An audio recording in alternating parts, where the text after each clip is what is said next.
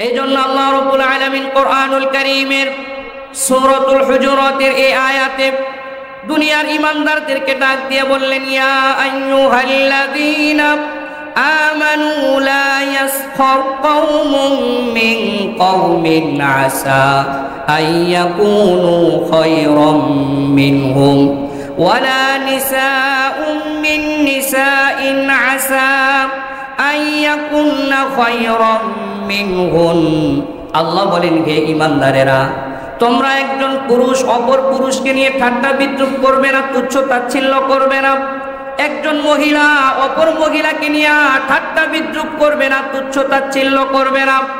কারণ যাকে নিয়ে তুচ্ছ তাচ্ছিল্য ঠাট্টা বিদ্রূপ করা হচ্ছে, হতে পারে সে আল্লাহর দরবারে, মালিকের দরবারে যে তুচ্ছ তাচ্ছিল্য করতেছে তার চাইতেও দামি। কি বলেন, হতে পারে কি পারে না? আমরা গত জুমায় আলোচনা করতেছিলাম মুমিনের উত্তম গুণাবলী নিয়ে। মুমিনের উত্তম গুণাবলীর দুইটা আলোচনা করেছিলাম, একটি হলো চোখের হেফাজত আর আরেকটি হলো মুখের হেফাজত। মুখ হেফাজতের ক্ষেত্রে বলেছিলাম যে বর্তমান জামানাতে মুখ দ্বারা আমাদের 8 ধরনের অপরাধ হয়। কয় ধরনের? 8 ধরনের। 1 নাম্বার অপরাধ হলো গীবত হয় মুখ দিয়ে, 2 নাম্বার চগলখুরি হয়, 3 নাম্বার মিথ্যা কথা বলা হয়, 4 নাম্বার মিথ্যা সাক্ষ্য দেওয়া হয়, 5 নাম্বার মিথ্যা কসম করা হয়, 6 নাম্বার তুচ্ছ তাচ্ছিল্য করা, হাসি ঠাট্টা করা হয় কাউকে নিয়ে, 7 নাম্বার অশ্লীল কথা এবং গালিগালাজ করা হয়, 8 নাম্বার অনর্থক কথা হয়। এই 8টা হলো জবানের অপরাধ। এই সমস্ত অপরাধ থেকে বেঁচে থাকা। তো গত জুমাতে আমরা মিথ্যা সাক্ষী দেওয়া পর্যন্ত গেছিলাম। আল্লাহ তাআলা সূরাতুল ফুরকানের 72 নম্বর আয়াতে ইরশাদ করলেন, ওয়াল্লাযীনা লা ইয়াশহাদুনা যুর। মুমিন যারা হবে তারা কখনো মিথ্যা সাক্ষ্য দিতে পারে না। তারা সব সময় সাক্ষ্য দিবে সত্য সাক্ষ্য, সত্যের পক্ষে তারা থাকবে। এবং বুখারীর 2654 নম্বর হাদিসের কথা বলতেছিলাম। নবী করিম সাল্লাল্লাহু আলাইহি ওয়াসাল্লাম বড় বড় কিছু কবিরা গুনার কথা বলছেন, তার মধ্যে মিথ্যা সাক্ষ্য দেওয়া এটাও একটা বড় কবিরা গুনাহ। বলেন, এটাও একটা কি বড় কবিরা গুনাহ। এই জন্য মিথ্যা সাক্ষ্য দেওয়া যাবে না। 5 নাম্বার হলো মিথ্যা কসম করা। মিথ্যা কি করা? কসম করা।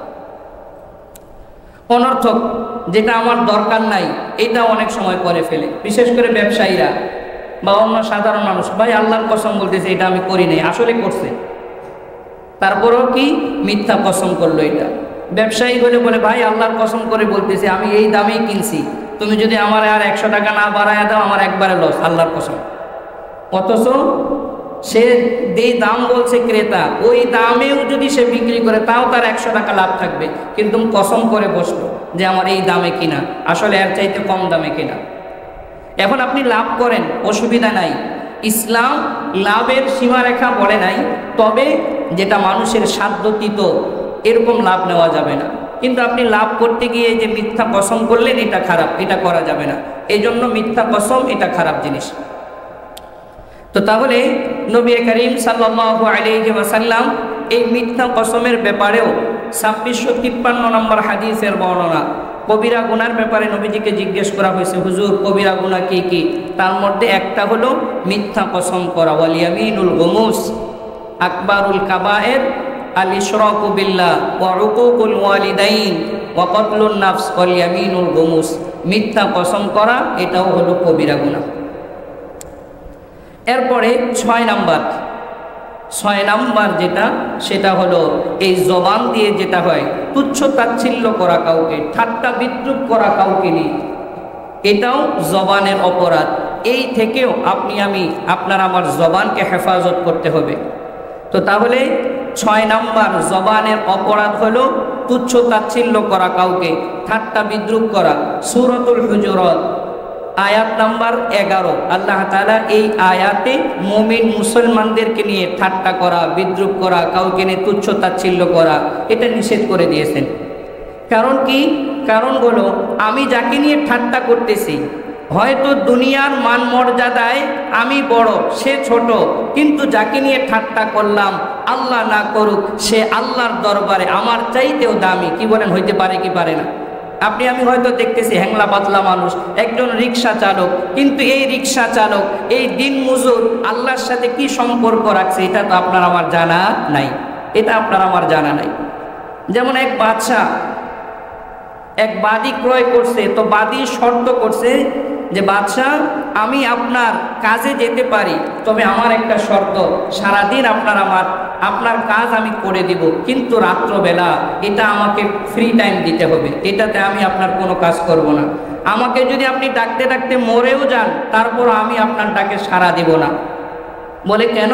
বলে তখন আমি একটু আমার মালিক আল্লাহকে স্মরণ করব, এই জন্য আমি এই রাত্রেবেলা কোনো কাজ করব না। তো আপনি আমাকে রাত্রের সময়টা আমার আল্লাহর জন্য দিবেন, দিনের বেলা আমার দ্বারা যত কাজ আমি করে দিব, সমস্যা নাই, কিন্তু রাত্রেবেলা একটা কাজও করব না, আমি আমার মালিকের সাথে সম্পর্ক করবো। সুবহানাল্লাহ। তো ওই বাদশা আবার পাশাপাশি ওই বাদীর শর্ত ছিল, আমি যেই রুমে থাকবো ওই রুমের আশপাশে রাত্রেবেলা কেউ যেতে পারবে না। তো এই শর্ত ওভারটেক করে বাদশা একদিন ভাবলো, বাদী যে আমার থেকে রাত্রের অনুমতি নিয়ে গেল, রাত্রেবেলা আল্লাহর ইবাদত করবে, আসলে করে এটা কি দেখি। তো পরে বাদশা গিয়ে দেখেন তার বাদী এরকম তাহাজ্জুদে দাঁড়ায়া কোরআনুল কারীমের তেলাওয়াত করতেছে, দীর্ঘ সময় কোরআন তেলাওয়াত করতেছে। বাদশা অবাক হয়ে গেলেন যে বাদীর যেই পরিমাণ কোরআন মুখস্থ, আমি একজন শিক্ষিত মানুষ, আমারও তো এই পরিমাণ কোরআন মুখস্থ নাই, তাহলে একজন আল্লাহর কোরআনের হাফেজাকে দিয়ে আমি কিভাবে আমার বাড়ির কাজ করাইতে পারি। এই দৃশ্য যখন বাদশা দেখে ফেলছে, পরের দিন বাদীও বুঝতে পারছে। তো পরে বলে, বাদশাহ আমি আর আপনার বাড়িতে থাকবো না, কারণ আপনি আমার গতকালের ইবাদত দেখে ফেলছেন। আমি আমার এই 40 বছর জীবনে কাউকে কোনোদিন আমার ইবাদত দেখতে দেই নাই। আমি আমার মালিকের সাথে গোপনে যে সম্পর্ক করছি, এটা আমার মালিক আর আমি একমাত্র জানি, দুনিয়ার আর কেউ জানে না। সুবহানাল্লাহ। তো তাহলে আপনি আমি যাকে নিয়ে ঠাট্টা করলাম, হতে পারে সে আল্লাহ তাআলার কাছে অনেক দামি, যেটা আপনার আমার জানা নাই। এই জন্য আল্লাহ রাব্বুল আলামিন কোরআনুল কারীমের সূরাতুল হুজুরাতের এই আয়াতে দুনিয়ার ঈমানদারদেরকে ডাক দিয়ে বললেন, ইয়া আইয়ুহাল্লাযীনা আমানু লা ইয়াসখার কওমুম মিন কওমিন আসা আইয়াকুনু খায়রাম মিনহুম ওয়ালা নিসাউম মিন নিসাইন আসা আইয়াকুন্না খায়রাম মিনহুন। আল্লাহ বলেন, হে ঈমানদারেরা, তোমরা একজন পুরুষ অপর পুরুষকে নিয়ে ঠাট্টা বিদ্রূপ করবে না, তুচ্ছ তাচ্ছিল্য করবে না। একজন মহিলা অপর মহিলাকে নিয়ে ঠাট্টা বিদ্রূপ করবে না, তুচ্ছ তাচ্ছিল্য করবে না। কারণ যাকে নিয়ে তুচ্ছ তাচ্ছিল্য ঠাট্টা বিদ্রূপ করা হচ্ছে, হতে পারে সে আল্লাহর দরবারে, মালিকের দরবারে যে তুচ্ছ তাচ্ছিল্য করতেছে তার চাইতেও দামি। কি বলেন, হতে পারে কি পারে না? এরপরে আল্লাহ বলেন, ওয়ালা তানাবাজু, তোমরা একে অন্যের দোষ তালাশ করিও না, তোমরা একে অন্যের দোষ তালাশ করিও না। ওয়ালা তানাবাজু বিসাল ইসমুল ফুসুক। এরপরে আল্লাহ বলেন, তোমরা ঈমান আনার পরে তোমরা একে অপরের খারাপ নাম ধরে ডাকিও না। কি বলেন, সমাজে আছে না? নাম একটা ব্যঙ্গায়া বিকৃত করে আরেকটা নাম বলে, এটা নিষেধ, কবিরা করে। খারাপ নামে ডাকা যাবে না। বিকৃত নাম বিকৃত করা এটা খারাপ জিনিস, কারণ কিয়ামতের ময়দানে আল্লাহ বান্দা যে সুন্দর সুন্দর নামগুলা দুনিয়াতে রাখবে, এগুলা ধরে ধরে কিয়ামতের ময়দানে তাকে ডাক দেওয়া হবে। সুবহানাল্লাহ বলে। তো এই জন্য আপনি আমিও যখন সন্তানের নাম রাখবো, নাতিনাত করে নাম রাখবো, খেয়াল রাখা নাম যেন সুন্দর হয়, অর্থবোধক হয়, কোরআন সুন্নাহ বিরোধী না হয়, কারণ এটা ধরে কিয়ামতের ময়দানে আল্লাহ তাআলা ডাক দিবেন। সুবহানাল্লাহ। তো তাহলে নাম ব্যঙ্গ করা, বিকৃত করা এটা খারাপ জিনিস, এটা কখনোই করা যাবে না। বিশ্বনবী সাল্লাল্লাহু আলাইহি ওয়াসাল্লাম বললেন কাউকে তুচ্ছ তাচ্ছিল্য করার ব্যাপারে। আল্লাহর নবী বিশ্বনবী জনাবে মুহাম্মদুর রাসূলুল্লাহ মুসলিমের এক হাদিসের মধ্যে ইরশাদ করলেন, 2538 নম্বর হাদিসের বর্ণনা, নবীজি বলেন, কুনু ইবাদাল্লাহি ইখওয়ানা, আমার উম্মতেরা তোমরা পরস্পরে ভাই ভাই হয়ে যাও। কুনু ইবাদাল্লাহি ইখওয়ানা, তোমরা আল্লাহর বান্দারা পরস্পরে ভাই ভাই হয়ে যাও। আল মুসলিমু আখুল মুসলিম, একজন মুসলমান অপর মুসলমানের ভাই। ওয়ালা ইয়াযলিমুহু ওয়ালা ইয়াখযুলুহু ওয়ালা ইয়াহকিরুহু, এক মুসলমান অপর মুসলমানের উপরে জুলুম করবে না। ওয়ালা ইয়াখযুলুহু, অপমান করবে না। ওয়ালা ইয়াহকিরুহু, তুচ্ছ তাচ্ছিল্য করবে না। কারণ তোমরা যখন ভাই ভাই হয়ে গেলে, এক ভাই অপর ভাইকে অপমান করতে পারে না, এক ভাই অপর ভাইকে তুচ্ছ তাচ্ছিল্য করতে পারে না, এক ভাই অপর ভাইয়ের উপরে জুলুম করতে পারে না। তাহলে কাউকে তুচ্ছ তাচ্ছিল্য এবং ছোট করা যাবে না, ঠাট্টা বিদ্রুপ করা যাবে না। এরপরে 7 নাম্বার হলো অশ্লীল গালিগালাজ, অশ্লীল কথা এবং গালিগালাজ করা, এটাও জবানের অপরাধ, এটাও করা যাবে না। নবীজি সাল্লাল্লাহু আলাইহি ওয়াসাল্লাম বলেন, মুসলমান যে হবে, মুমিন যে হবে, লাইসাল মুমিনু বিত্তাআন ওয়ালা বিল্লাআন ওয়ালা বিল ফাহিশ ওয়ালা বিল বাযী, মুমিন কখনো অশ্লীল গালিগালাজ, অশ্লীল কথাবার্তা কখনো বলতে পারে না। অশ্লীল গালিগালাজ করা সিবাবুল মুসলিমি ফুসুক। আরেক হাদিসের মধ্যে নবীজি বলেন, অশ্লীল গালি দেওয়া এটা হলো ফাসিকি, অর্থাৎ এটা হলো কবিরা গুনাহ, নাউযুবিল্লাহ। 8 নম্বর জবানের অপরাধ হলো অনর্থক কথা বলা। অনর্থক কথা কাকে বলে? দুনিয়াতেও যেই কথার ফায়দা নাই, আখেরাতেও যেটার ফায়দা নেই। এমন অনেকগুলো কথা আছে না, যেটা দুনিয়াতে দরকার ঠিক আছে বলা যাবে, যেটা আখেরাতে দরকার, আখেরাতে দরকার কি? দ্বীনি কথাবার্তা, সুবহানাল্লাহ আলহামদুলিল্লাহ লা ইলাহা ইল্লাল্লাহ আল্লাহু আকবার, জিকির আজগার। দুনিয়ার কাজে যেই কথা ওইটা, আর আখেরাতের জন্য যেই কথা এটা, এই দুইটা হলো উপকারী কথা। এই দুইটা ছাড়া বাকি যত অনর্থক কথাবার্তা আছে, সমস্ত অনর্থক কথাবার্তা ছেড়ে দেওয়া, এটা হলো মুমিনের বৈশিষ্ট্য। চিৎকার দিয়ে বলেন সুবহানাল্লাহ। আল্লাহ রাব্বুল আলামিন মুমিনদের বৈশিষ্ট্য বর্ণনা করতে গিয়ে সূরাতুল মুমিনুনের শুরুর দিকে বলেন, ক্বাদ আফলাহাল মুমিনুন الذين هم في صلاتهم خاشعون والذين هم عن اللغو معرضون। আল্লাহ বলেন সফলকাম মুমিন হলো তারা, 1 নাম্বার যারা নামাজে খুশু আছে, যার নামাজে খুশু এবং খুজু আছে। খুশু কি বলে? যার বাহ্যিক অঙ্গ প্রত্যঙ্গ নামাজে স্থির। 2 নাম্বার খুদু কি বলে? যার অন্তর নামাজে স্থির, এদিক সেদিক দৌড়াদৌড়ি করলেও আল্লাহর বান্দা চিন্তা করে, আহারে আমি তো নামাজে আছি, আমার মালিকের সামনে দাঁড়ানো আছি, আমার বিভিন্ন চিন্তা করা যাবে না। এটার নাম হলো খুজু। তাহলে এই 8টা হলো জবানের অপরাধ।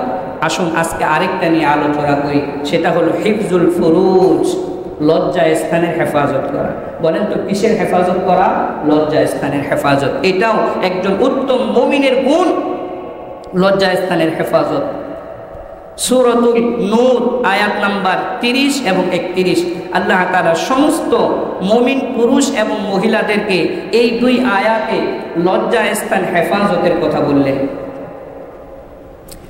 এই জন্য আল্লাহ রাব্বুল আলামিন ইরশাদ করলেন, قل للمؤمنين يغضوا من أبصارهم ويحفظوا فروجهم। আল্লাহ বলেন হে ঈমানদারেরা, হে মুমিনেরা, তোমরা তোমাদের লজ্জা স্থানগুলোকে হেফাজত করো। আল্লাহ বিশ্বনবীর মাধ্যমে জানিয়ে দিলেন, ও নবী আপনি বলুন মুমিনদেরকে তারা যেন তাদের লজ্জা স্থানগুলো হেফাজত করে। যালিকা আযকা লাহুম, তাহলে এটা তাদের জন্য আত্মশুদ্ধিমূলক কাজ হবে। ইন্নাল্লাহা খাবীরুম বিমা ইয়াসনাউন। এরপরে আল্লাহ বলেন, আমি তো লজ্জা স্থান হেফাজতের কথা বললাম, এরপরেও কেউ যদি গোপনে গিয়ে কোথাও জেনা বেবিচারে লিপ্ত হয়, কেউ যদি পরকীয়ায় লিপ্ত হয়, তাহলে আমি আল্লাহ নিজেই এটাকে দেখতে থাকি। আল্লাহর চোখ ফাঁকি দেওয়া সম্ভব? কি বলেন, ফাঁকি দেওয়া সম্ভব? দুনিয়ার সবার চোখ ফাঁকি দেওয়া যায়, সিসি ক্যামেরা ফাঁকি দেওয়া যেতে পারে, কিন্তু মালিকের চক্ষু ফাঁকি দেওয়া সম্ভব নয়। এরপরে রব্বুল আলামিন সূরাতুল মাআরিজের মধ্যে ইরশাদ করলেন, দুনিয়ার মানুষেরা তাদের লজ্জা স্থান কোথায় ব্যবহার করবে? সূরাতুল মাআরিজের 29, 30 এবং 31 নম্বর আয়াতে রব বলেন, ওয়াল্লাযীনা হুম লিফুরুজিহিম হাফিযুন। আল্লাহ বলেন মুমিন যারা হবে তারা তাদের লজ্জাস্থানের হেফাজত করবে। আমরা জিজ্ঞেস করলাম, আয় আল্লাহ, আমাদের প্রত্যেক ব্যক্তির তো এক একটা চাহিদা আছে, এই চাহিদাগুলো আমরা কোথায় পূরণ করব? আল্লাহ যেন আমাদেরকে পরের আয়াতে বলে দেন, বান্দারে আমি আল্লাহ তোমাদেরকে চাহিদা দিছি, শুধুমাত্র নিষেধই করলাম এমনটা না, আমি আল্লাহ লজ্জা স্থান ব্যবহারের জায়গাও তোমাদেরকে দেখায় দিলাম। চিৎকার দিয়ে বলেন সুবহানাল্লাহ। ইল্লা আলা আজওয়াজিহিম আও মা মালাকাত আইমানুহুম ফাইন্নাহুম গায়রু মালুমিন। আল্লাহ বলেন এক নাম্বার লজ্জা স্থান ব্যবহারের জায়গা হলো প্রত্যেক মানুষের স্ত্রী। বলেন তো কে? স্ত্রী। স্ত্রী যার যার লজ্জা স্থান ব্যবহার করার জায়গা। ওয়া মা মালাকাত আইমানুহুম, দুই নাম্বার হলো, এটা এই যুগে নাই, আগের জামানায় যুদ্ধে যে সমস্ত বিধর্মী মহিলারা গ্রেফতার হতো এরা হলো বাদী হতো। বলেন তো কি হতো? বাদী। এই যে বাদী, এই সমস্ত বাদীদেরকে স্ত্রী হিসেবে ব্যবহার করা যেত। স্ত্রীর সাথে যেই আচরণ চলে বাদীর সাথে ওই আচরণ চলে। বর্তমান জামানায় বাদীর মাসালা নাই, বাদীর কথা নাই। এখন বর্তমান জামানার যে কাজের বুয়া, এটাকে যদি কেউ মনে করে এটা গুনাহ, এটা জেনা হবে। তো তাহলে বর্তমান জামানার কাজের বুয়া আগের জামানার বাদী নয়। আগের জামানার কি নয়? বাদী নয়। বলতে লজ্জা লাগে, বর্তমান আমাদের সৌদি আরব এমনকি আরব কান্ট্রিগুলাতে বাহিরের দেশ থেকে যে সমস্ত মেয়েদেরকে নেওয়া হয় কাজের জন্য, বাসাবাড়ির কাজের জন্য, বলতে লজ্জা লাগে তারা আগের জামানার বাদী মনে করে এখনো তারা ব্যবহার করে। চিৎকার দিয়ে বলেন নাউজুবিল্লাহ। শুধুমাত্র বাবা ব্যবহার করে না, সন্তান ব্যবহার করে, এমনকি তার বাপ থাকলে এটাও ব্যবহার করতে। কত বড় নির্লজ্জতা এটা!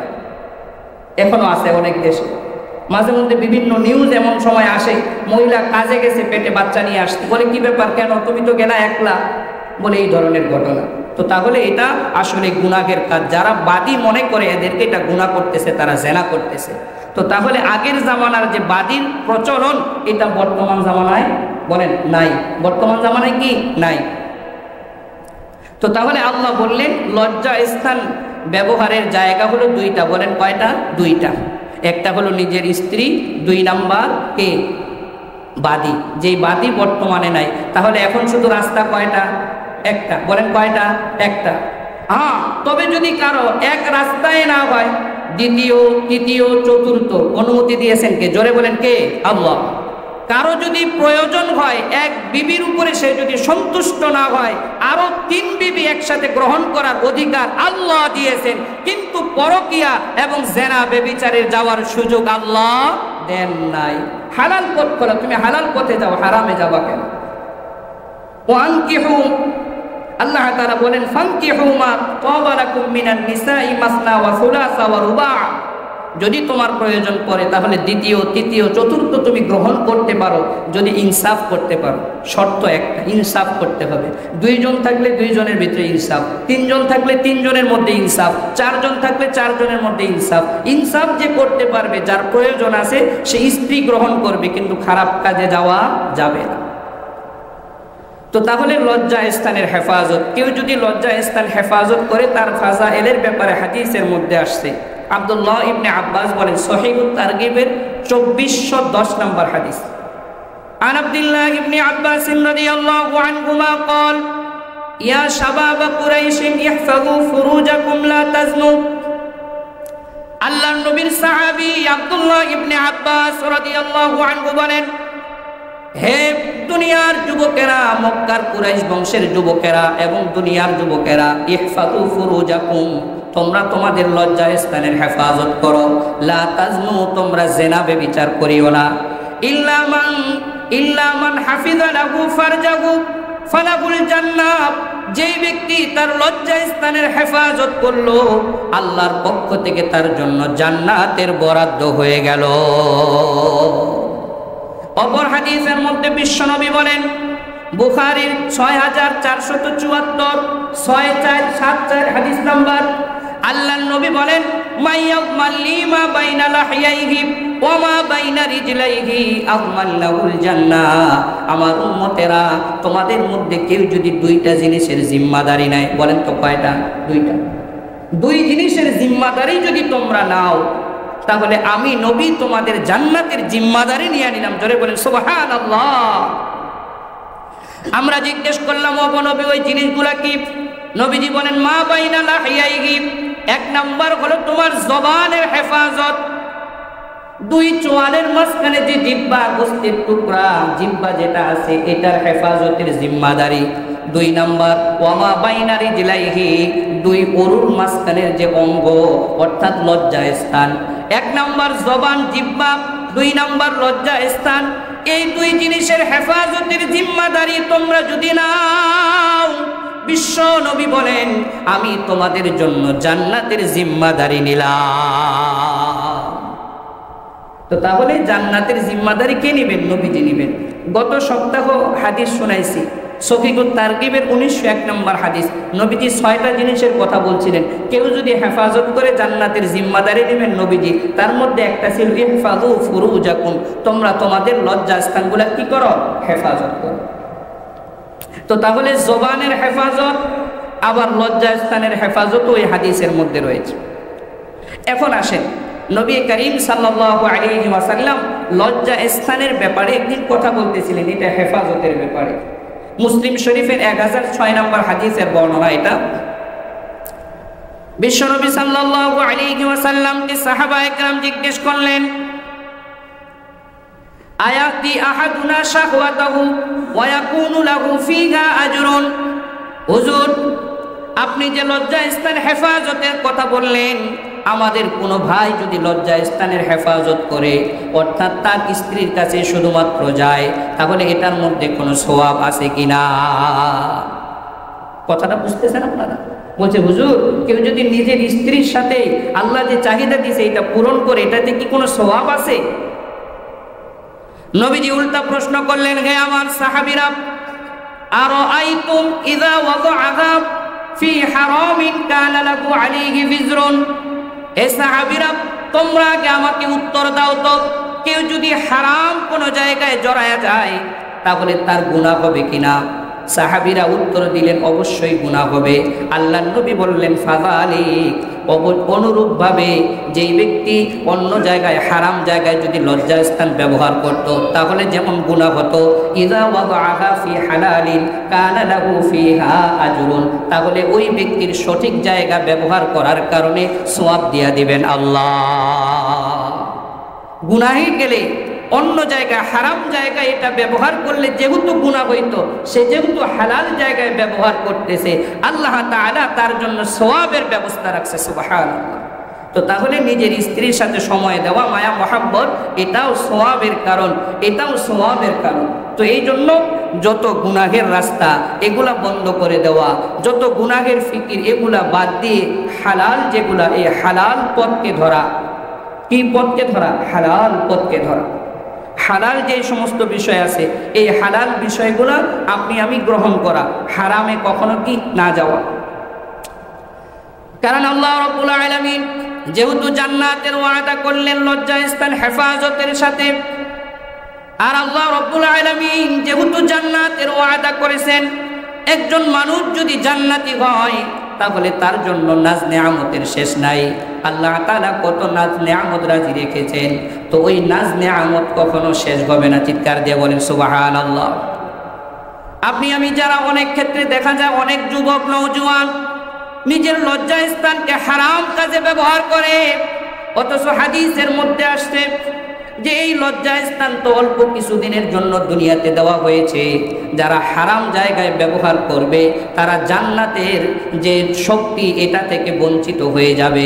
দুনিয়ার শক্তি, ক্ষণিকের শক্তি, এটা দুর্বল হয়ে যাবে, শেষ হয়ে যাবে, কিন্তু জান্নাতে আল্লাহ যে শক্তি দান করবেন এটা কখনো শেষ হবে না। যেমন জান্নাতীরা জান্নাতে যাওয়ার পরে আল্লাহ পাক রব্বুল আলামিনের পক্ষ থেকে ঘোষণা আসবে, 4টা সুসংবাদ তাদেরকে দেওয়া হবে। 1 নম্বর সুসংবাদ তাদেরকে দেওয়া হবে, হে জান্নাতীরা, আজকে যে আল্লাহ তোমাদেরকে জীবন দিল এই জীবনের আর কোনো শেষ নাই। আল্লাহ যে হায়াত তোমাদেরকে জান্নাতে দিল এই হায়াত আর কখনো শেষ হবে না। জোরে চিৎকার দিয়ে বলেন সুবহানাল্লাহ।